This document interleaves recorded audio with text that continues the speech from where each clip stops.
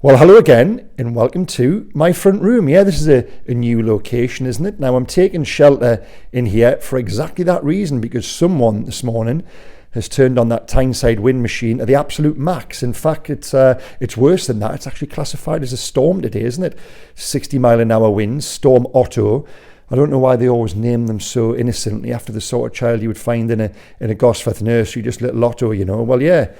Not so nice after all. That blew my back gates off the hinges this morning. So yeah, I'm in here today because if I'd done it on the mean streets of Gosforth, it would have ruined the sound quality. Now, some of you may argue the less you hear of me, the better. But yeah, you know, these videos, I've got my ring light now and my mic and everything. So, you know, I'm trying to maintain a certain professional standard. And the first question you might be asking is, why is he wearing a scarf indoors? It's a legitimate question. Well, yeah, first of all, it is for the lapel mic, you know, somewhere to house that. And second of all, Martin Hardy of the Times did say to me this morning at Eddie's press conference, "You look absolutely shattered. You don't look good," which was a nice touch. So yeah, I thought the scarf might actually distract from my face. I think the reason I do look a little bit jaded is I've spent the past week or so on the road gallivanting around Europe. Now, the video which I've produced from that, which is me going from country to country, football ground to football ground, city to city, the little travel log I've put together on the back of that is available in the description below this video, and I'll link it at the end as well. So please do go back and watch it. As I posed at the start of that video, the question, could Newcastle United be playing European football there next season? Now, if they do, tomorrow's game against Liverpool could have an absolutely huge bearing on it. Newcastle have got the chance to go 12 points clear of Liverpool with victory, which I think would be an insurmountable deficit for them to claw back.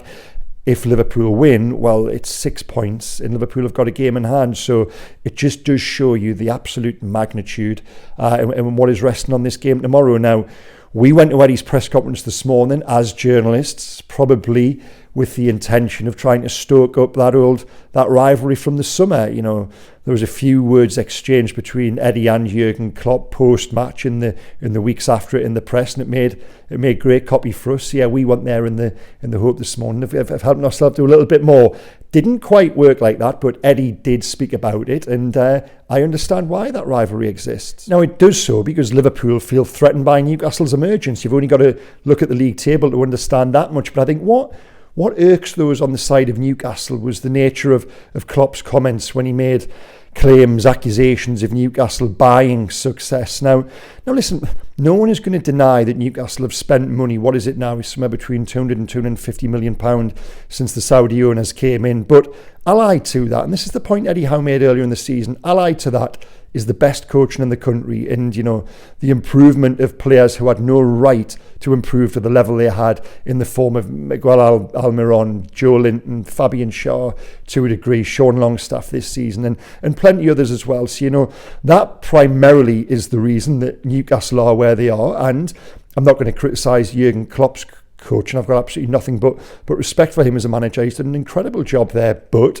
you know, something has gone badly wrong there this season. There's a reason they find themselves where they do in the table. So that primarily is why this newfound rivalry exists, because of that increased competition off the pitch, but also it's stoked and accelerated by what were incendiary comments from Klopp, and he got it wrong really, because if you look at the money they've spent this season, there's nothing in it. I think perhaps, you know, if you classify 22-23 as the spending calendar, I think Newcastle have spent £5 or £10 million more than Liverpool. So to suggest Newcastle are pulling clear of other teams because of spending alone, I just think is wrong. And I think that really irked Eddie, and he felt a need to come out and defend himself previously and again this morning.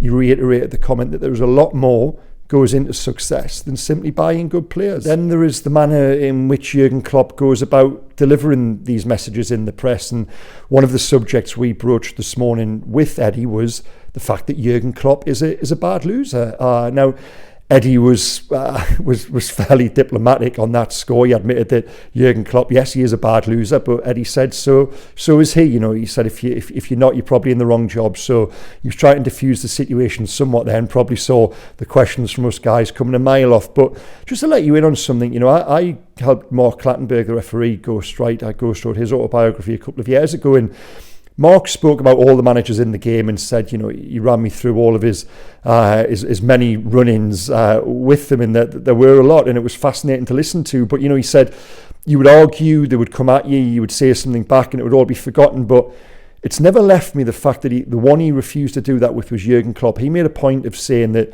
Jurgen Klopp was a great manager, but a sour loser, and that's how we opened the passage on Jurgen.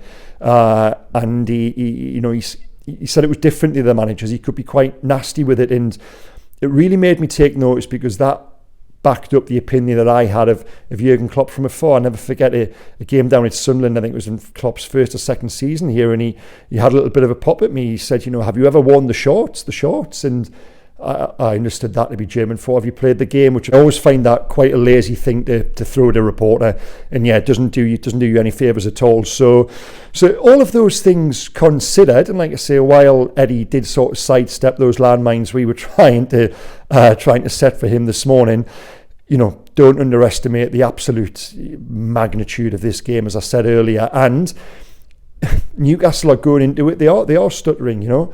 I was away last weekend in Germany and France covering football. I watched that video below the line, and I watched the game in a bar in Bremen, the Newcastle game down at Bournemouth, and I didn't think they played well.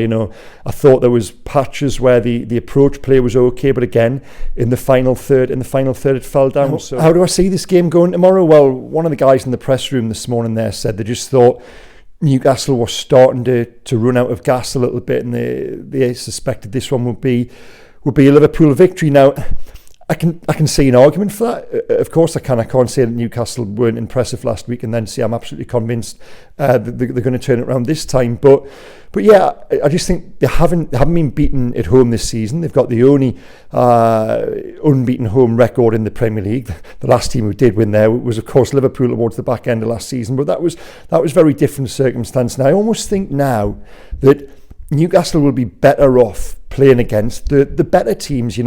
They've struggled for a few weeks now against a Leeds, a Bournemouth, a West Ham, teams who are down there at the bottom. They just seem to be lacking that little bit of inspiration, that little bit of verve in the final third for whatever reason. I honestly think a big game, 5:30, a few extra hours of beer inside the home supporters, under the lights, live on the television against a team with Liverpool, like that rivalry.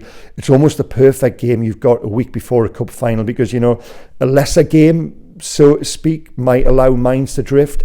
I don't think you can lose focus at home at Liverpool. I don't think the crowd will allow that. Eddie won't allow that. The players themselves won't allow that. It's a game I am absolutely massively looking forward to. And if I was a betting man, which I am, I would go draw. I think it probably will be a draw tonight.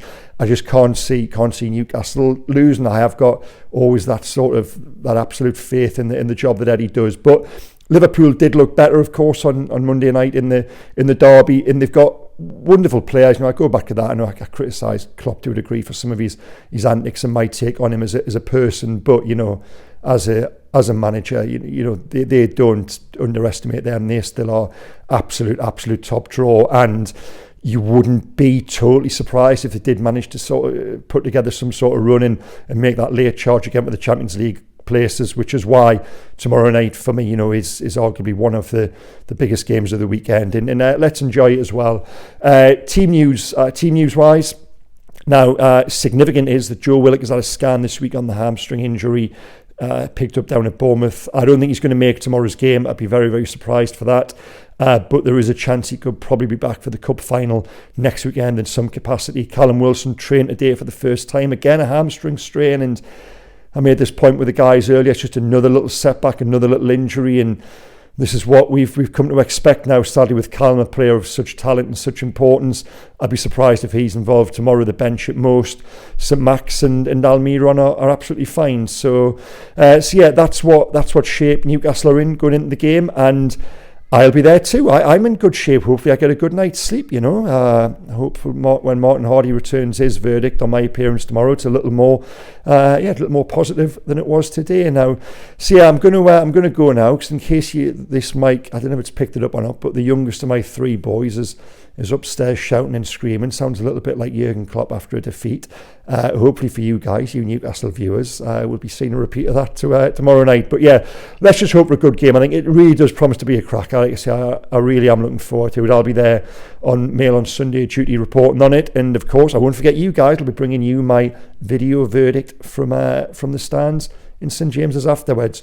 Okay, thanks for watching. And when I say take care, I always sign off those videos in this manner. I really do mean it. Otto is causing havoc out there, after Storm Carabao blew in last week with that scramble for tickets. Yeah, it's not pleasant. Take care, guys. See you tomorrow. Bye-bye.